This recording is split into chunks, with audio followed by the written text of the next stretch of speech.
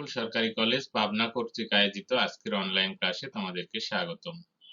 আমি আজকে তোমাদের সাথে রয়েছি মোহাম্মদ নুরুল ইসলাম, সহকারী অধ্যাপক, বাংলা বিভাগ, শহীদ বুলবুল সরকারি কলেজ পাবনা। আজকে তোমাদের সাথে যে বিষয়টি নিয়ে আলোচনা করব সেটি হচ্ছে একটি কবিতা। কবিতার নাম হচ্ছে আমি কিংবদন্তির কথা বলছি, লিখেছেন আবু জাফর ওবায়দুল্লাহ। তাহলে বন্ধুরা চলো দেখে নিই আমরা আবু জাফর ওবায়দুল্লাহর আমি কিংবদন্তি কথা বলছি কবিতায় আমরা কি বিষয়ে জানবো। তোমরা এখানে একটা ছবি দেখতে পাচ্ছ, ছবিটি কবি আবু জাফর ওবায়দুল্লাহ। অনেক গুণী একজন মানুষ, তিনি একাধারে কবি, সাহিত্যিক, রাজনীতিবিদ, সমাজসেবক, বহু গুণে গুণান্বিত একজন প্রতিভাবান মানুষ। আমরা তার সম্পর্কে একটু জেনে নিব। কবিকে না জানলে কবির কাব্য সম্পর্কে সম্যক ধারণা লাভ করা যায় না, সেজন্য কবি পরিচিতিটা জানা আমাদের খুবই আবশ্যক। আমরা কবি পরিচিতিটা একটু দেখে নিই। আমাদের কবির নাম হচ্ছে আবু জাফর ওবায়দুল্লাহ। জন্ম তারিখ 8ই ফেব্রুয়ারি 1934 খ্রিস্টাব্দ। জন্মস্থান বাহের চর, ক্ষুদ্রকাঠি গ্রাম, বাবুগঞ্জ, বরিশাল। পিতার নাম আব্দুল জব্বার খান। কবি ম্যাট্রিক পাশ করেন ময়মনসিংহ জেলা স্কুল থেকে 1948 খ্রিস্টাব্দে এবং ইন্টারমিডিয়েট পাশ করেন ঢাকা কলেজ থেকে 1950 খ্রিস্টাব্দে। উচ্চতর শিক্ষায় তিনি বিএ অনার্স পাশ করেন 1953 সালে এবং এমএ ইংরেজি সাহিত্যে এমএ পাশ করেন 1954 খ্রিস্টাব্দে ঢাকা বিশ্ববিদ্যালয় থেকে। তার গবেষণা কর্মের নাম হলো letter poems of Yeats, the influence of Upanishad, Cambridge বিশ্ববিদ্যালয়, যুক্তরাজ্য থেকে। এবং তিনি একটি ডিপ্লোমা করেছেন উন্নয়ন অর্থনীতির ওপর কেমব্রিজ বিশ্ববিদ্যালয় থেকে। আমরা দেখতেই পাচ্ছি যে কবি অত্যন্ত একজন গুণী মানুষ। তার সম্পর্কে আমরা আরো জানবো। তার কাব্য এবং কবিতায় প্রাধান্য পেয়েছে ভাষা আন্দোলন, মুক্তিযুদ্ধ এবং বাংলাদেশের মানুষের, শ্রমজীবী মানুষের অর্থনৈতিক মুক্তির কথা। কর্মজীবনে তিনি লেকচারার হিসেবে ঢাকা বিশ্ববিদ্যালয়ের ইংরেজি বিভাগে যোগদান করেন। বাংলাদেশ সরকারের সচিবালয়ে সচিবের দায়িত্ব পালন করেছেন। কৃষি ও পানি সম্পদ মন্ত্রণালয়ে মন্ত্রীর দায়িত্ব পালন করেছেন 1982 খ্রিস্টাব্দে। রাষ্ট্রদূত, যুক্তরাষ্ট্রের রাষ্ট্রদূত হিসেবে নিযুক্ত হয়েছেন 1984 খ্রিস্টাব্দে। এফএও, ফুড অ্যান্ড এগ্রিকালচার অর্গানাইজেশনের মহাপরিচালক ছিলেন এশিয়া প্যাসিফিক অঞ্চলের। এছাড়া chairman Bangladesh centre for advance studies এবং ফেলো ছিলেন হার্ভার্ড বিশ্ববিদ্যালয়ের এবং John F Kennedy school of গভর্নমেন্টের সেন্টার ফর ইন্টারন্যাশনাল অ্যাফেয়ার্সের। তো তার বিচিত্র কর্মময় জীবনের মধ্যে তিনি সাহিত্যকে ছাড়তে পারেননি। এর মধ্যে দিয়ে তিনি যে সাহিত্য কর্মগুলো রচনা করেছেন সেগুলো হচ্ছে সাত নরীর হার, কখনো রং কখনো সুর, কমলের চোখ, আমি কিংবদন্তির কথা বলছি, বৃষ্টি ও সাহসী পুরুষের জন্য প্রার্থনা, আমার সময়, সহিষ্ণু প্রতীক্ষা, খাঁচার ভেতর অচিন পাখি, মসৃণ কৃষ্ণ গোলাপ প্রভৃতি। সম্মাননা পেয়েছেন 21 পদক, বাংলা একাডেমি পুরস্কার 1979 খ্রিস্টাব্দে। তার জীবনাবসান ঘটেছে 19 মার্চ 2001 খ্রিস্টাব্দে। তো কবির বিচিত্র জীবন সম্পর্কে আমরা জানলাম। এবার তার কবিতা সম্পর্কে জানবো। এই কবিতা পাঠ শেষে শিক্ষার্থীরা যা জানতে পারবে তা হলো বাংলাদেশের ইতিহাস ঐতিহ্যের সঙ্গে পরিচয় লাভ করতে পারবে। যুগে যুগে এদেশের মানুষের উপর শাসক শোষকের অত্যাচার নির্যাতন সম্পর্কে জানতে পারবে। এদেশের কৃষিজীবী মানুষের জীবনযাপন ও পরাধীনতার শৃঙ্খল মুক্তির স্বপ্ন সম্পর্কে জানতে পারবে।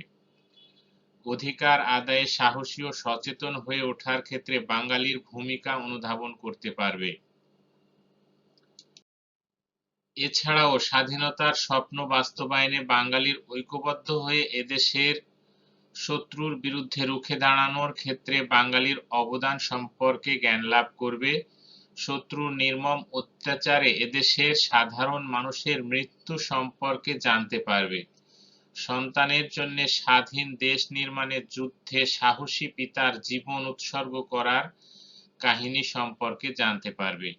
তাহলে এই বিষয়গুলো সম্পর্কে আমরা কবি আবু জাফর উবাইদুল্লাহর কবিতা থেকে আমরা জানতে পারবো। কারণ কবি আবু জাফর উবাইদুল্লাহ সাধারণ মানুষকে নিয়ে কাজ করেছেন এবং সাধারণ মানুষের যে আশা আকাঙ্ক্ষা, সেই আশা আকাঙ্ক্ষা স্বপ্ন তার কবিতার মধ্যে দিয়ে বাস্তবায়িত হয়েছে এবং বিচিত্র রঙে বিচিত্র উপমার সাহায্যে তিনি সেগুলোকে তার কাব্যে। কবিতাটি পড়লে আমরা দেখতে পাবো তিনি বলছেন যে আমি আমার পূর্বপুরুষের কথা বলছি, তার করতলে পলিমাটির সৌরভ ছিল, তার পিঠে রক্ত জবার মতো ক্ষত ছিল।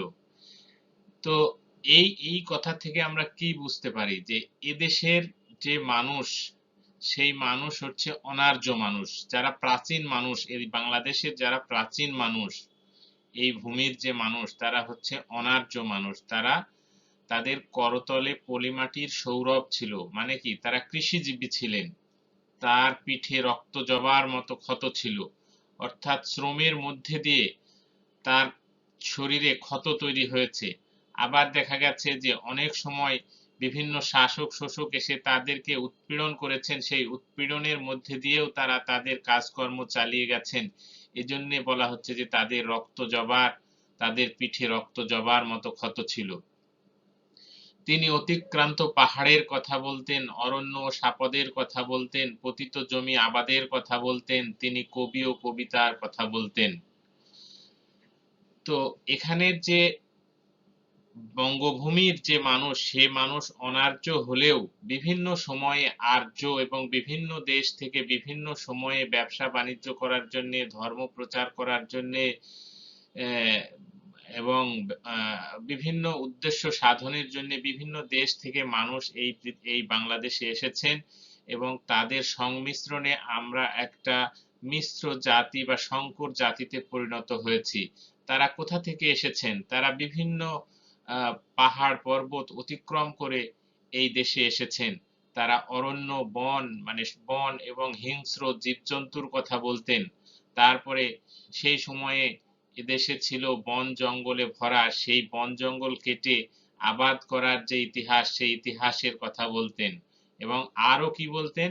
তিনি বলতেন যে কবিতা, কবি ও কবিতার কথা বলতেন, যে এই যে মানুষগুলো এসেছিল, সেই মানুষগুলো একেবারে সংস্কৃতি বিমুখ ছিল না।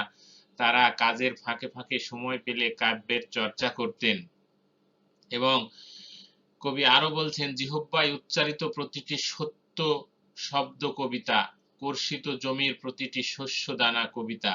তো এই মানুষের যে বসবাস এখানে, এই বঙ্গভূমিতে মানুষের যে মিলেমিশে বসবাস, সেই বসবাসের মধ্যে দিয়ে তাদের যে শ্রমজীবী জীবন, সেই শ্রমজীবী জীবনের ছন্দকে তিনি কবিতার সাথে মিলিয়েছেন। কবি বলছেন যে জিহ্বায় উচ্চারিত প্রতিটি সত্য শব্দ কবিতা, এই কথা বলার মধ্যে দিয়ে যে সত্য কথাগুলো রয়েছে সেটিই হচ্ছে কবিতা। এবং কর্ষিত জমির প্রতিটি শস্য দানা কবিতা, অর্থাৎ মানুষের যে শ্রমে ঘামে এখানে ফসল ফলিয়ে মানুষ সুখে শান্তিতে বসবাস করছে, এটাই তো মানুষের জীবন। এবং এই জীবনের যে প্রতিচ্ছবি, সেই প্রতিচ্ছবি কবিতা ধারণ করে। সেজন্য বলছেন যে এই বঙ্গভূমিতে শ্রমজীবী মানুষ যে সাধনার মধ্যে দিয়ে বেঁচে থাকছে, সংগ্রাম করছে, সেই সংগ্রামী জীবনটিই হচ্ছে কবিতা। এবং কবিতাতে সেই সংগ্রামী জীবনের কথা না থাকলে সেটি কবিতা হতে পারে না। সেটি কবি তার কিংবদন্তির কথা বলছেন এবং পূর্বপুরুষের কথার মধ্যে দিয়ে বলছেন। এখানে একটি কথা বলে রাখা দরকার যে কিংবদন্তি কথাটির অর্থ কি।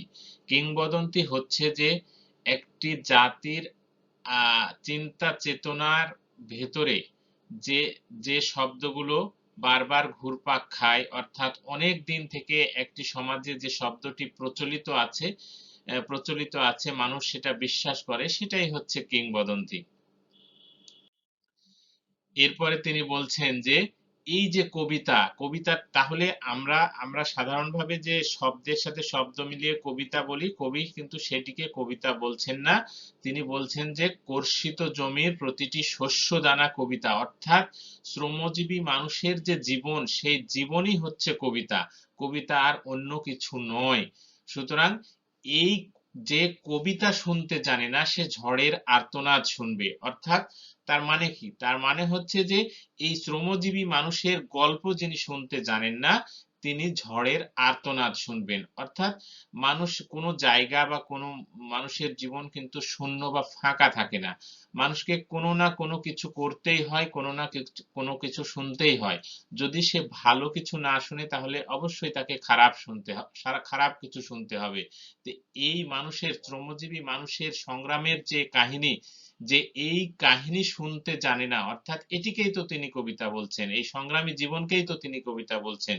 তাহলে যে সংগ্রামী জীবন যে শুনতে জানে না সে ঝড়ের আর্তনাদ শুনবে, যে কবিতা শুনতে জানে না সে দিগন্তের অধিকার থেকে বঞ্চিত হবে।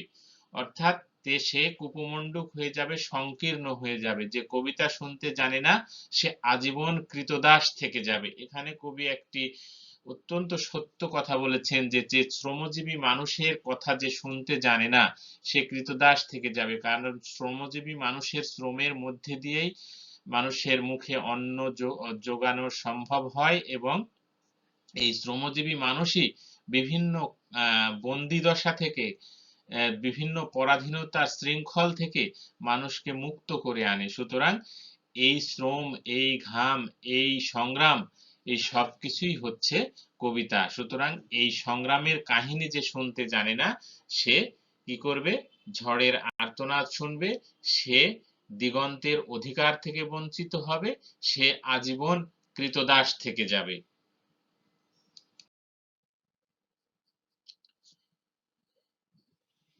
তারপরে কবি বলছেন যে আমি উচ্চারিত সত্যের মতো স্বপ্নের কথা বলছি, উনুনের আগুনে আলোকিত একটি উজ্জ্বল জানালার কথা বলছি, আমি আমার মায়ের কথা বলছি। তিনি বলতেন প্রবাহমান নদী যে সাঁতার জানে না তাকেও ভাসিয়ে রাখে। তাহলে তিনি উচ্চারিত সত্যের মতো স্বপ্নের কথা বলছেন, অর্থাৎ একই সঙ্গে তিনি মানুষের সংগ্রামের কথা বলছেন এবং তার স্বপ্নের কথাও বলছেন, এবং সেই স্বপ্নগুলো উজ্জ্বল, উনুনের আগুনের আলোকিত একটি উজ্জ্বল জানালার কথা বলছি। যে স্বপ্ন, স্বপ্ন আলোয় আলোকিত, উজ্জ্বল জানালার আলোয় আলোকিত। আমি আমার মায়ের কথা বলছি। হ্যাঁ, তিনি বলছেন যে আমি আমার মায়ের কথা বলছি। মা, মাটি, দেশ এখানে একাকার হয়ে গেছে। মা অর্থ জন্মদাত্রী মা, মা এবং দেশ মাতৃকা মা এক হয়ে গেছেন। তিনি প্রবাহমান নদী, তিনি বলতেন, মা বলতেন, কি বলতেন?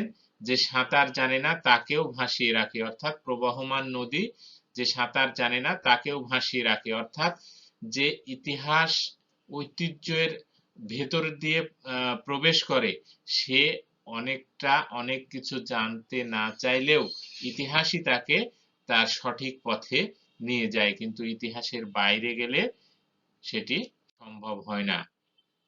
তারপরে তিনি বলছেন যে যে কবিতা শুনতে জানে না সে নদীতে ভাসতে পারে না, যে কবিতা শুনতে জানে না সে মাছের সঙ্গে খেলা করতে পারে না, যে কবিতা শুনতে জানে না সে মায়ের কোলে শুয়ে গল্প শুনতে পারে না। অর্থাৎ প্রতিটি অনুষঙ্গের মধ্যেই তিনি কবিতাকে আনছেন।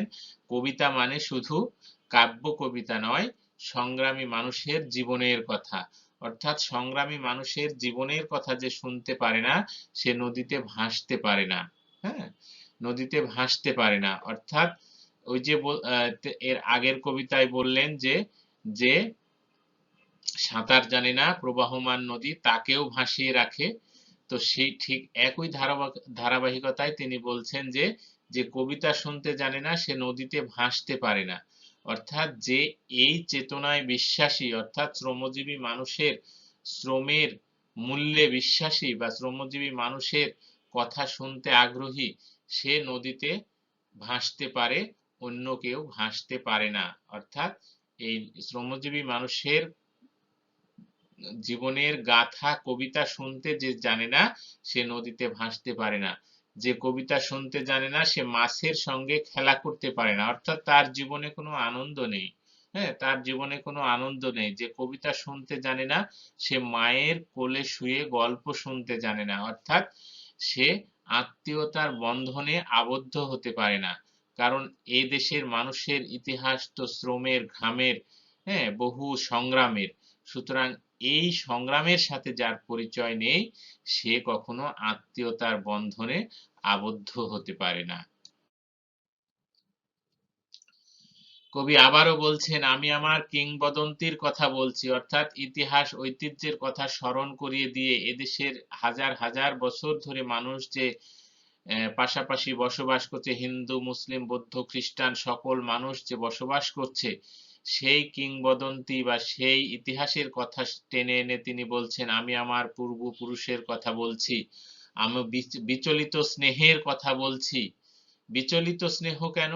যে অনেক দ্বিধাদ্বন্দ্ব সত্ত্বেও, হ্যাঁ, অনেক দ্বিধাদ্বন্দ্ব সত্ত্বেও আমাদেরকে অনেক সংগ্রামের মধ্যে যেতে হয়। সুতরাং সেই সংগ্রামে বাবা মারা তার সন্তানদের যেতে দিতে চান না, তবুও স্নেহ, বিচলিত স্নেহ মানে একটা আশঙ্কা, একটা ভয় নিয়ে স্নেহের মধ্যে দিয়ে সেই সংগ্রামে তার সন্তানদের ছেড়ে দেন।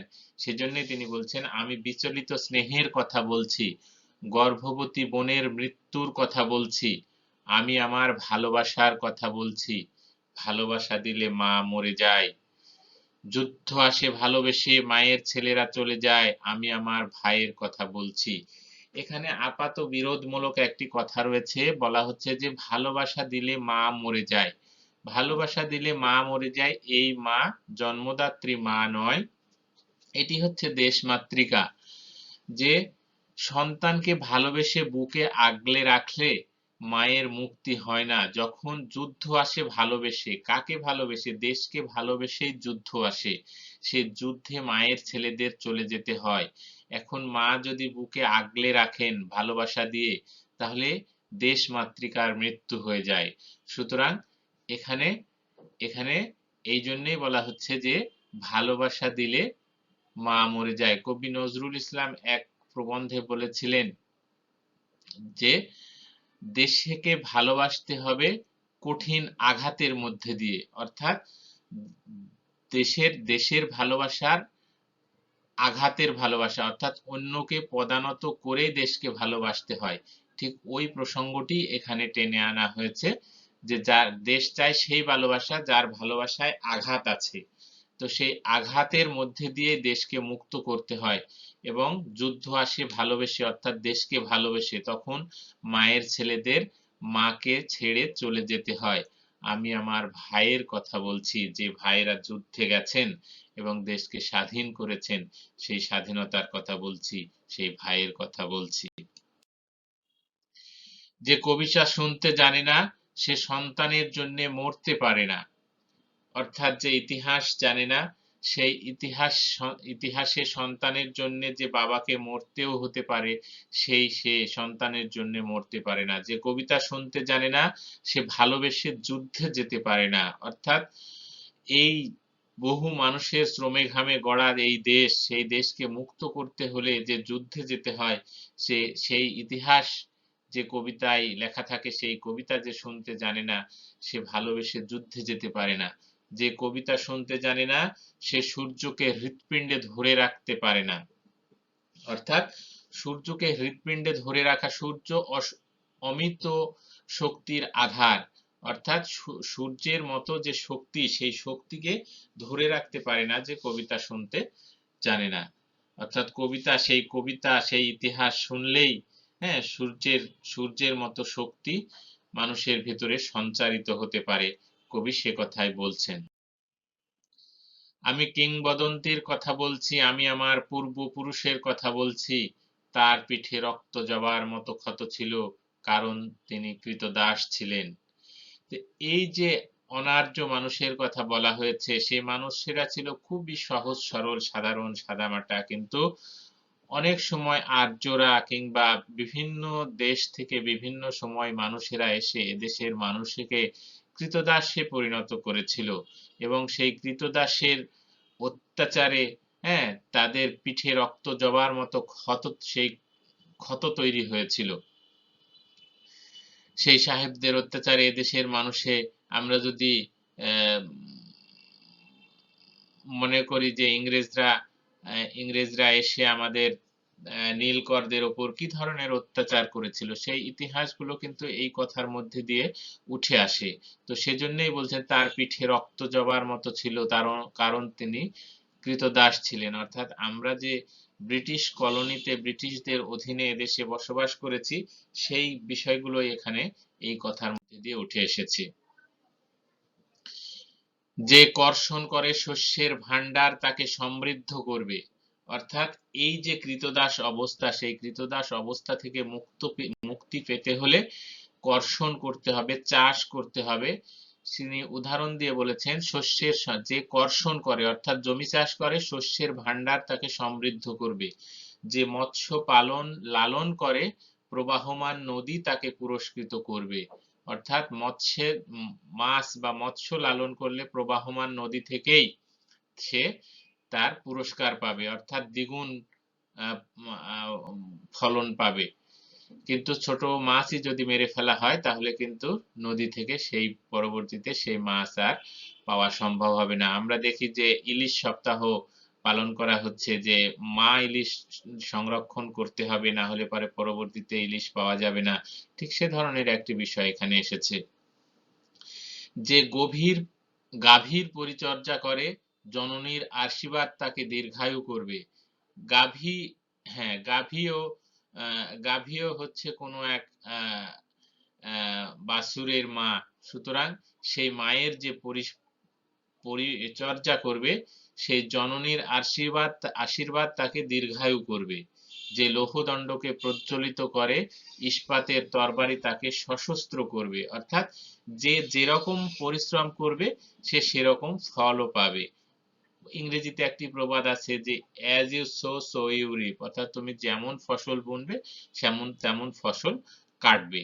তো এই অবস্থা বিভিন্ন উদাহরণ দিয়ে কবি এখানে বোঝাতে চেয়েছেন যে যে যেরকম পরিশ্রম করবে সে সেরকম ফল পাবে।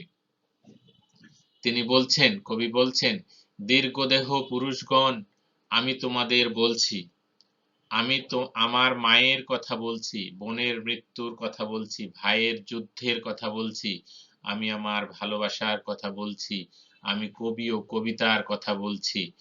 দীর্ঘদেহ পুত্রগণ, অর্থাৎ এদেশের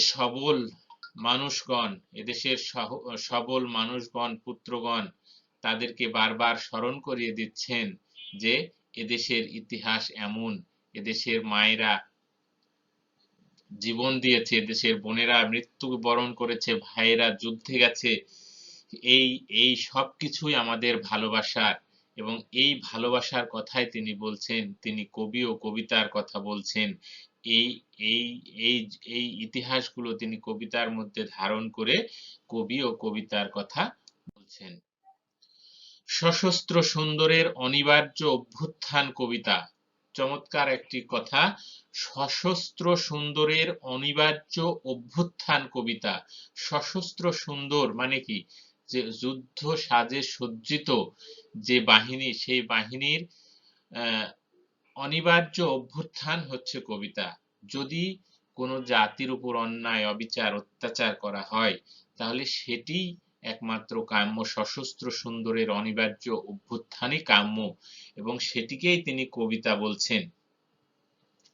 সুপুরুষ ভালোবাসার সুকণ্ঠ সঙ্গীত কবিতা।